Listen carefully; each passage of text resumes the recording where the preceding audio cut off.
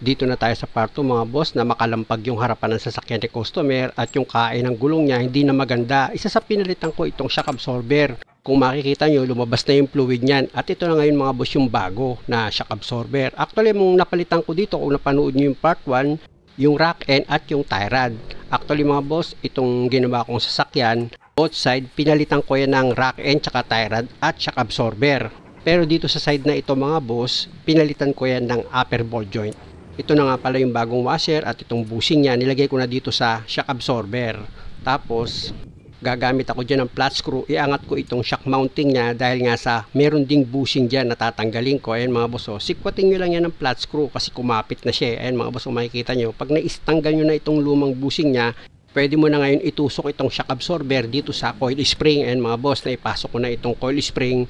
Pinakadabes niyan, itatayo ko yan mga boss para makita nyo. Ayan yung bushing mga boss, nauna nang nilagay ko yan. Tapos ipatong nyo na itong shock mounting nya.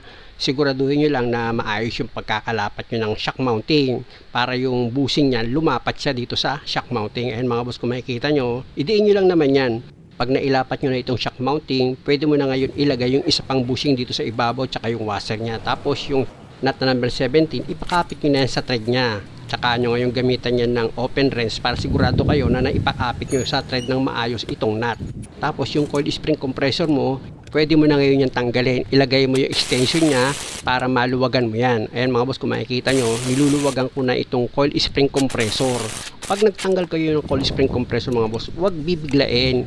I-balance nyo yung pagtanggal para hindi kayo mahirapan. Pag okay na, gamit ka ng vice grip, pitin mo itong dulo ng shock absorber mo. Tsaka mo ngayon i-final na yung higpit dito sa nut ng shock mounting mo. Gumamit ka dyan ng open wrench na number 17. O yan mga boss, kung makikita nyo, diba? Pinirsa ko pa yan para mahigpitan ko ng maigi itong nut dito sa shock mounting. Dapat mahigpit yan. At pag okay na yung pagkakahigpit mo sa nut, pwede mo na ngayon i-position itong shock absorber mo.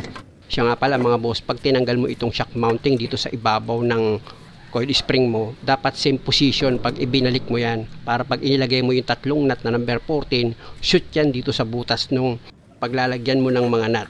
At dahil sa naipakapit ko na yung mga bolt na number 14 mga boss, kung makikita nyo, pinanal ko na yung higpit dyan. At pinalo ko pa yan ng ball hammer para sigurado ako na maayos yung pagkakahigpit ko sa mga nut ng shock mounting. Kasi pag maluwag yan mga boss, pwede kang makarinig ng lagutok. Kaya importante na mahigpit yung mga nut sa shock mounting mo.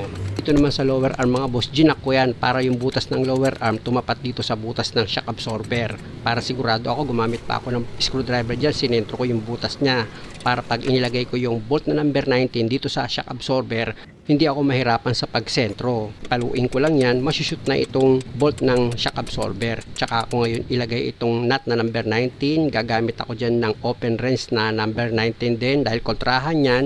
Tsaka ako ngayon higpitan yan, gamit ko itong socket na sa number 19. O diba, mahigpit na siya. Ishoot ko muna sa butas itong stub ring dito sa stabilizer bar. Tapos ito naman brake hose mga boss, nilagyan ko na yan ng bolt na number 12. Ayan mga boss, na ilagay ko na yung bolt.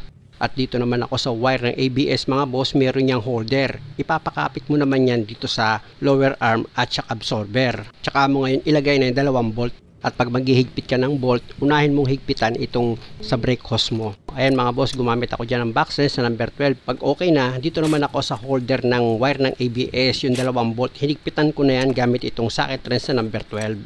Tapos, i-jack nyo itong lower arm para itong stabilizer linkage nyo, umangat siya para pag nilagay nyo itong bushing pati yung washer nya, hindi kayo mahirapan maglagay ng nut. O diba? Okay na. Tsaka mo ngayon gamitin ng impact wrench mo yan. Higpitan mo na yung nut gamit itong socket wrench sa number 14. At dito sa upper arm mga boss, hindi man nakasali sa budget niya itong ball joint, pero dahil sa kalug na yan, sabi ko ay customer, palitan niya na rin dapat yan. Kaya ito mga boss yung bagong ball joint. After niya pinapress out yung luma, ito naman bago ang pinapress in niya.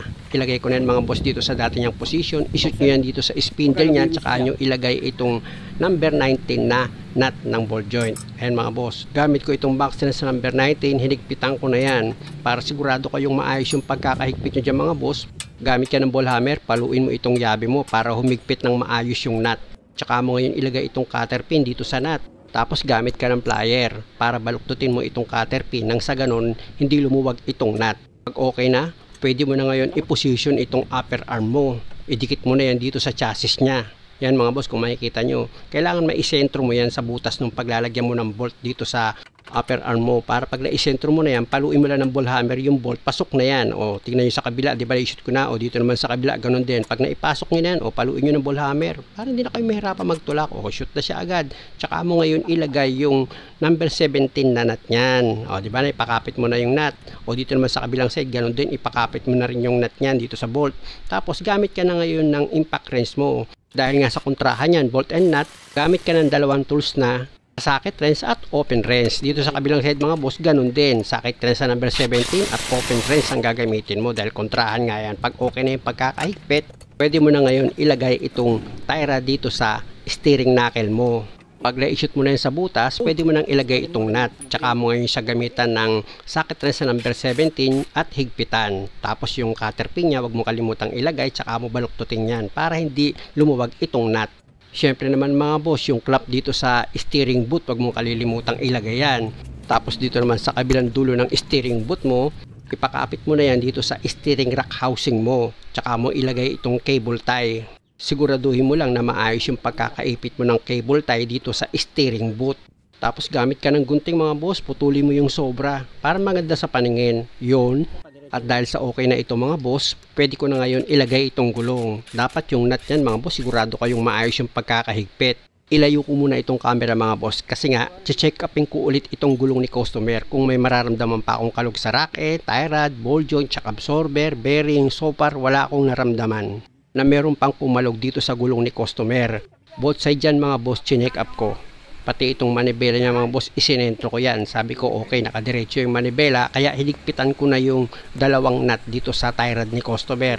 Sinilip ko nga itong gulong niya. Kung makikita nyo, nakadiretso yan mga boss. Dito sa kabilang side, sinilip ko rin siya. Kung makikita nyo, diretso rin siya. Pero pinayuhan ko si customer na kailangan niya pa rin talaga magpa-align ng gulong dahil nga sa nagpalit ako ng pyesa dito sa pang-ilalim. Kaya lang ang masakit mga boss, nang dinala niya sa mag-a-align, nako po, meron pa daw itong sira na kailangang ayusin. Chinacharge siya ng 17,000 dahil may mga sira daw dito sa pang-ilalim. Yung lower ball joint daw sira, pati yung hub bearing nito sa harapan sira din daw. Sabi ko nga ay customer, ni-road test na natin yan, wala naman ako narinig na ugong sa bearing niya o kahit man lang lagutok na manggagaling sa ball joint. Nakita nyo naman mga boss, after ko magawa ito, dinouble check ko pa sa pag-uga ng mga gulong pero wala akong naramdaman na meron pang problema.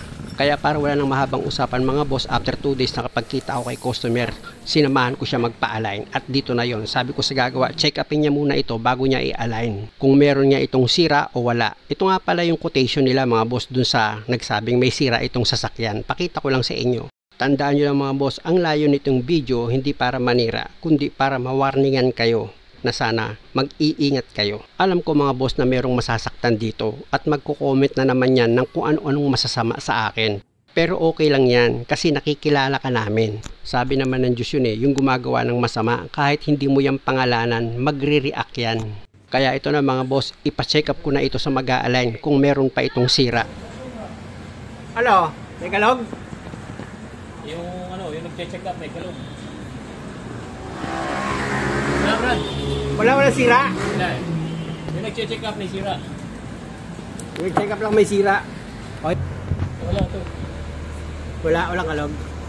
Dahil sa wala namang sira dito sa pang-ilalim ni customer, ipa-align ko na yan. At dahil sa computer ito mga boss, kailangan pihitin ko yung manibela ng pakanan.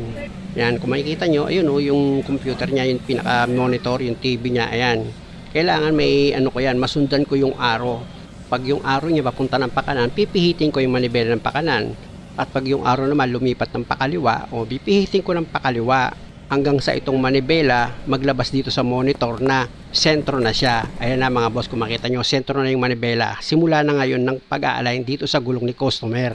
Pero bago ako bumaba, nilagay ko muna yung lock dito sa manibela na nakasentro siya. Ayan mga boss, kung makikita nyo, sinisimulan na itong i-align. Pag nag-a-align naman mga boss, lalo toe in toe out lang naman ng problema. Ang pipihitin lang naman dyan, yung rack end.